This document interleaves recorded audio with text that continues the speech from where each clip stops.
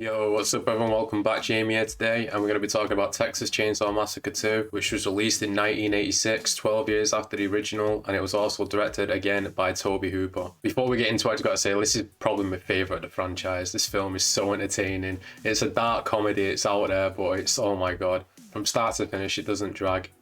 It's just so good. Let's just jump right into it. It starts off with a narration. Let's talk about the previous events from the film, the first one. Police are saying they couldn't find Leatherface. The bodies were never found. So clearly, they've took the bodies from the last one and made it seem like, Sally was just out of her mind, basically. The killings are still happening as well. From there, we get introduced to Stretch, who's the main character, working at a radio station with her friend LG. And Stretch is a really good character played by Caroline Williams. She does a really good job. All this cast does a really good job as well, which we'll get into when we get there. I just got to mention right off the bat, the soundtrack inside this film is so good. It's definitely 80s rock, but I love it. Every single song on this soundtrack, man, especially the Cramps as well. The whole soundtrack, I just love it. Stretch is at the DJ station. She's called by two guys on the phone, and they're going about just acting crazy, shooting stuff, and eventually they played chicken, the chicken game on the road with this truck. They start driving straight on towards it, and eventually the truck has to turn off, and this truck comes back later on. They should not have done that to that driver because they're gonna pay for it. So we cut to night time. They phone Stretch again, and they're going down this bridge, and they see the truck again parked up, and the truck just starts coming after him, and it's Leatherface on the truck, and he's using Nubbins, the dead body, which is the hitchhiker from the first film, his brother. He's using his body to dance about, and he's chainsaw in the car. And this is where you get the first inclination of what this film's going to be like. This film's a straight up dark comedy, man, and I'm here for it. He saws through the driver's head, and we get a lot of blood. Way more bloodier than the first film. From there, it's the next day, and it's the aftermath of them, because clearly, he chainsawed through the driver's head, so he crashed and burned. It's the next day, we get introduced to Lefter, who's after, revenge, because one of his relatives were killed by Leatherface, which we'll find out who that was later on. But he's played by Dennis Hopper, and Dennis Hopper does such a good job. This guy is completely batshit crazy, Lefter. And it makes sense, because if you had the character just normal, playing it straight like a normal detective or whatever, it wouldn't work, because this film is so crazy and out there. You need the sheriff. Well, he's not even a sheriff, so he used to be a lieutenant, didn't he? You need him to be crazy as well, just to match the tempo of the rest of the family, really. He wants the story in the paper because he wants, he knows Leatherface is still out there, but no one believes him. From there, Stretch finds him and goes for him and says she'll be a witness. She's got the tape of the killings, what happened last night, because back in the 80s or something, it was where they couldn't hang up, only the caller could hang up the phone. So they were stuck, and they, obviously recorded them screaming. She's got the evidence, she's going to give it to Lefter. And Lefty's oh, Dave strive unfair, and he's got no fear left to give. From there, we go to the chili competition. Drayton Sawyer, the cook from the last film, he's getting the award. Everyone's saying, oh, we love your chili. And they start eating it, and there's a fingernail in there, I think it's if he takes it out. So clearly, he's enjoying the family business, and, he's reaping the rewards as well. From there, Lefty goes to a chainsaw shop, and he starts testing them out, and he's just going outside, he starts cutting the log, and the owner's coming out, and even the owner's impressed. The owner starts smiling as well. He's just going crazy with his chainsaws, chopping up this log. He ends up talking to Stretch, and he wants Stretch basically to play the tape of the killings from the previous night on the air, on the radio. And when she does, Drayton hears this while he's driving home, and he freaks the fuck out. Because clearly he knows, they might end up getting caught here. What does he do later on at night? Stretch is at the DJ station by herself, and he sends Chop Top, played by Bill Moseley. Another amazing part of this film. Chop Top is so good. He's one of the brothers of Leatherface. He was in Vietnam War while the first film was going on. That's why he wasn't seen. And he's basically, he's got a metal plate inside his head, and he keeps scratching at it with a coat hanger. He sets the coat hanger on fire, and he eats it and shit. And just Bill Moseley, man, does such an amazing job. This character's iconic. I'm surprised we haven't seen him brought back more. I'd say he's right up there with Leatherface, but every other film apart from this, Chop Top's not in it. I don't know why. But yeah, you get the iconic quote. He's music is my life. It's so good. This whole scene. He starts giving him, he's oh, I want a tour of the station. So she starts oh, this is a lamp. This is Mr. Shag. He's oh, hello, Mr. Shag.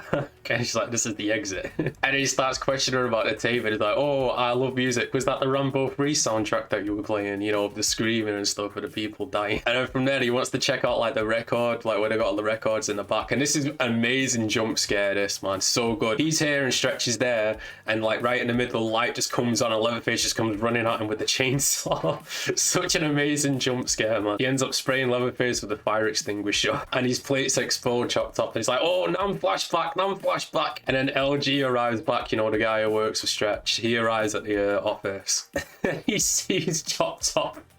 And Chopped Top goes, he puts that finger up and he goes, lick my brain, you dog dick. Oh my days, man. This film is so funny. I love it so much. Yeah, this bit here, like, LG is just beating with the hammer. Like, Chopped Top is just beating LG with his hammer. Smack, smack, smack, smack. And you think, like, this would kill any normal man, but LG comes back to life later on. But, I mean, at this point with this film, like, Grandpa being alive and Grandma, which we'll get to later, like, you know, it seems like the terms of reality, like, you know, it seems like people could survive a lot more than you usually can inside these films. But yeah, Stretch locks himself inside a room. Leatherface is trying to get the chainsaw working, and he starts screaming when he does that dance, like he always does, like, ooh. And like Stretch is behind the door, and she's like thinking, oh, he's gonna come through the door. He doesn't, he just comes busting through the wall from the other side. And in this bit here, like, it gets a little bit sexual because she's there, like, with her legs crossed, like, her legs out or whatever, and he starts pulling the chainsaw up her leg a little bit, and she's like, oh, are you any good? And you can tell Bubba's, like, nearly coming, because he's obviously a virgin. This is the closest he's ever been, I guess. And this whole scene, like, obviously the chainsaw's supposed to be his dick and all that, and he nearly comes. But meanwhile, Chopped Top's in the other room, he's like, oh, get that bitch, Bubba. But then he lets her live. He just leaves her in there and he comes back down to Chopped Top and he's like, oh, did you get her? He's like, we didn't speak. He gives him a high five and stuff, and he lets her live. Bubba clearly likes Stretch. They end up leaving inside the truck and Stretch follows him to like a cave slash, I think it was an amusement park or something, I'm not too sure, in Texas, but she follows him there. Lefty arrives inside his car. And it, like, instead of just saying straight away, oh, Stretch, it's me, he starts, like, chasing her a little bit with the car until eventually she realizes it's him. And then she falls down a hole, which leads to, like, their lair, I guess. And he gets a skeleton hand and tries pulling her out with it. Like, come on, clearly that's not stable enough to pull her out. So obviously she falls down. He goes to his car and he gets his 2 chainsaws because he's ready, man. He's ready to go in there and get revenge. So he says a prayer. And then he gets his chainsaws and he just starts screaming, running in there. He's like, ah! He just keeps running in, chainsawing shit down like beams and stuff. He's like, bring it all down. And he's just chainsawing all the beams, all the support beams. And then we get another scene where Stretch is like hiding where to keep the bodies, I guess. Leatherface comes in and he starts skinning LG, like while Stretch is in there. She doesn't know it's LG straight away. She makes a noise, Bubba realizes she's in there. And he puts LG's face on hers because he skinned it off. Like, this is fucked up, this. And he starts dancing with her. And she's clearly in shock. She doesn't know what to do at this point because, like, what would you do? I don't know. And he leaves her tied up. And then LG gets up and he starts freaking out. It's like, how the fuck is he still alive? Chopped Top was hitting him repeatedly with a hammer. Bubba skinned his face off and his leg, and he's just about, and he like unties Stretch. And the amazing effects, I didn't mention, Tom Savini, man, does the special effects of this film, and such an amazing job. Like, you can see his insides and stuff, obviously his face as well, his leg. Like, it's definitely brutal, and he ends up dying, thankfully, finally, because all this shit he went through, I don't know how he's still surviving, but you know, it's Texas Chainsaw, isn't it? She puts his face back on, which is nice. You know, he's reunited with his skinned face while he's dead. But, you know, at least Stretch gave him his face back. That was good. And then Left is going about the place and he finds a body inside a wheelchair. And he says, Franklin. And that's when we realize he's Franklin's brother. Franklin from the first film. He's coming back for revenge for Franklin. And like the original, like at the beginning, it says, oh, no bodies were ever found. So clearly they've took Franklin's body, all the rest of the characters from the first film, and Nubbins as well, the hitchhiker, and they took him with him. So there's no sign of Leatherface. So Franklin is inside that place and Left is reunited with him. From there, Leatherface chases Stretch for like a tunnel of belongings and lights and stuff like that. And she reaches the dead end because like the stuff's falling down from Left the chainsaw and shit. Chopped Up and Drayton arrive and like, oh, Bubba's got a girlfriend. And Drayton's like, are you the saboteur that's been fucking up my house? And he's like, oh, Bubba's conflicted. This is why I never told you about. It's sex or the saw. The saw is family. This scene, man, this whole film, it's just so entertaining. It really is. It's such a dark comedy. They knock her out, obviously. They tie her up, and we get another dinner scene once again. And Grandpa is there, 137 years old. He says. Bubba's very animated inside this scene as well, with like his eyes. He says Grandpa's a one-hitter, but of course we know he's not. They take her to the bucket once again, like the original, and he's got the hammer, and he keeps missing like he always does. And I think just before this point, Drayton mentions, "Oh, Grandma up in Chainsaw Heaven." And that comes back into play pretty soon. So yeah, the Grandpa keeps missing with the hammer, and Drayton's like, "Oh fuck this," he gets the hammer, he just knocks her out with it. And then Lefty arrives from the top and he's singing, and Chop Top starts joining and singing the song with him as well. Drayton tries to pay him off with money. He's like, "Hey, here's some money, you know, just leave us alone." And Lefty's like, "I'm the Lord of the Harvest." And Drayton's like, "Who's that?" He cuts Drayton in the ass. Like, he don't go up it, but he definitely cuts the cheek, so Drayton gets like underground. He's got like a little stash place to go into, and we get a chainsaw battle between Bubba and Lefty as Grandpa watches on inside his chair. And then Lefty eventually puts the chainsaw through Bubba's gut all the way through his stomach to the other side. Drayton's underneath like the table. He grabs Nubbin's body, pulls it underneath, and he's got a grenade in there. Meanwhile, Chop Top's chasing Stretch, and Bill Moseley, I don't know if this is him or what, a stunt double, but like he's jumping all over the place. He's like a monkey, man. He's definitely agile, no doubt. Grandpa's had enough of what he's seen. He gets up out of his chair and he tries throwing a hammer at Lefty, but it misses and it hits Bubba. Oh my god, which makes the grenade set off.